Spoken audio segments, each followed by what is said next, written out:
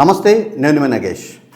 YSR Congress party అధ్యక్షులు మాజీ ముఖ్యమంత్రి వైఎస్ జగన్మోహన్ రెడ్డి జనవరి 3వ వారం నుంచి కార్యకర్తల దగ్గరికి రాబోతున్నారని నేను ఈ నెల 8వ తేదీ ఒక వీడియో చేశాను.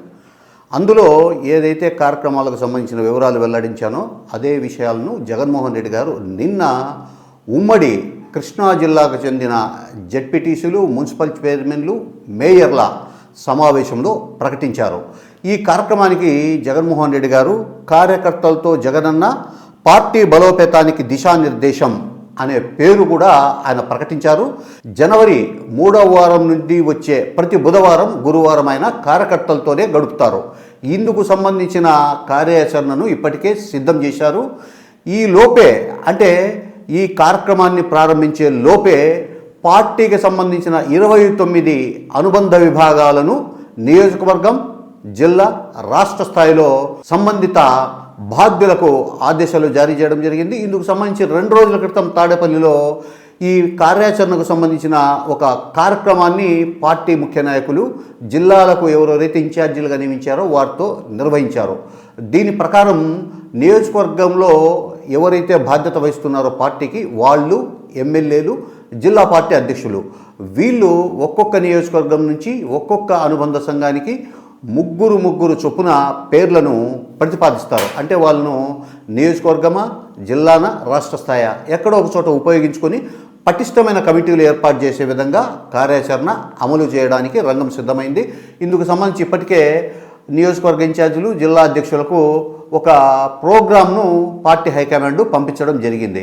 ఇకపోతే ఈ కార్యక్రమం ప్రారంభించే నాటికే అనుబంధ సంఘాలతో పాటు నియోజకవర్గాలు, జిల్లా, రాష్ట్ర స్థాయి కమిటీలను కూడా పూర్తి స్థాయిలో నియమించి గ్రామ స్థాయి నుండి రాష్ట్ర స్థాయి వరకు పార్టీని చాలా బలోపేతంగా తయారు చేసి జనవరి 3వ వారంలో జగన్మోహన్ రెడ్డి గారు కార్యకర్తల దగ్గరికి, ప్రజల దగ్గరికి పోవాలని చెప్పేసి ఒక నిర్ణయం అయితే తీసుకున్నారు. 2024లో జరిగిన ఎన్నికల్లో వైఎస్ఆర్ కాంగ్రెస్ పార్టీ ఓటమి తరువాత పార్టీ కార్యకర్తలు, ముఖ్యంగా జగన్మోహన్ రెడ్డి అభిమానులు వైఎస్ జగన్మోహన్ రెడ్డి గారు వీలైనంత త్వరగా మళ్ళీ ప్రజల్లోకి రావాలని చెప్పేసి కోరుకున్నారు. ఇదే విషయాన్ని వాళ్ళు సోషల్ మీడియా వేదికగా అనేక సార్లు పోస్టుల రూపంలో పార్టీ హైకమాండ్కు చేరవేయడం జరిగింది. సో ఈ ఘోర ఓటమి తర్వాత జగన్మోహన్ రెడ్డి ఇక 2-3 సంవత్సరాలు జనంలోకి పోలేరు అని చెప్పి కూటమి నాయకులు, ముఖ్యంగా తెలుగుదేశం పార్టీ అధ్యక్షుడు చంద్రబాబు నాయుడు గారు భావించారు. అయితే ఈ అంచనాలను తల్లకిందలు చేస్తూ జగన్మోహన్ రెడ్డి గారు ఎన్నికల ఫలితాలు వెలువడిన వారం రోజుల తర్వాతే మళ్ళీ మీడియా ముందుకు వచ్చాడు. ప్రజా సమస్యల పరిష్కారం కోసం తాను జనంలోనే ఉంటాను, తన పార్టీని మరింత బలోపేతం చేసుకుంటానని చెప్పేసి ప్రకటించారు. సో ఇందుకు సంబంధించిన కార్యాచరణ గత నెల రోజులుగా జరుగుతూనే ఉంది.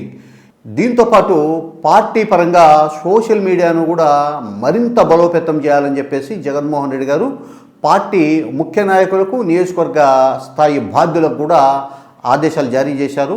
వైఎస్ జగన్మోహన్ రెడ్డికి సంబంధించిన ప్రతి కార్యకర్త, ప్రతి అభిమాని, ప్రతి నాయకుడు కూడా సోషల్ మీడియా ప్లాట్ఫామ్స్ అంటే యూట్యూబ్ కానివ్వండి, ఫేస్బుక్, ఇన్స్టాగ్రామ్, ఎక్స్, ఇట్లా వాట్సాప్ ఇలాంటి సోషల్ మీడియా వేదికల్లో యాక్టివ్గా ఉంటూ వాళ్ళ పరిధిలో ఉండే ప్రజా సమస్యలను ఎప్పటికప్పుడు సోషల్ మీడియా ద్వారా బహిర్గతం చేస్తూ ప్రభుత్వం మీద ఒక రకమైన ఒత్తిడి తీసుకొని రావడం ద్వారా పార్టీని ప్రజలకు మరింత చేరువ చేయాలని చెప్పేసి జగన్మోహన్ రెడ్డి గారు భావిస్తున్నారు. ఇందుకు సంబంధించే నిన్న ఉమ్మడి కృష్ణా జిల్లాకు సంబంధించిన ప్రజాప్రతినిధుల సమావేశంలో కూడా ఆయన సోషల్ మీడియాలో యాక్టివ్గా ఉండవలసిన ఆవశ్యకత గురించి ఆయన పదే వివరించారు. జనవరి 3వ వారం తర్వాత వచ్చే ప్రతి బుధ, గురువారాల్లో జగన్మోహన్ రెడ్డి గారు ఒక పార్లమెంటు పరిధిలో పర్యటిస్తారు. ఆ పార్లమెంటు పరిధిలో ఉండే 7 శాసనసభ నియోజకవర్గాలకు సంబంధించిన కార్యకర్తలతో ఆయన మమేకం అవుతారు.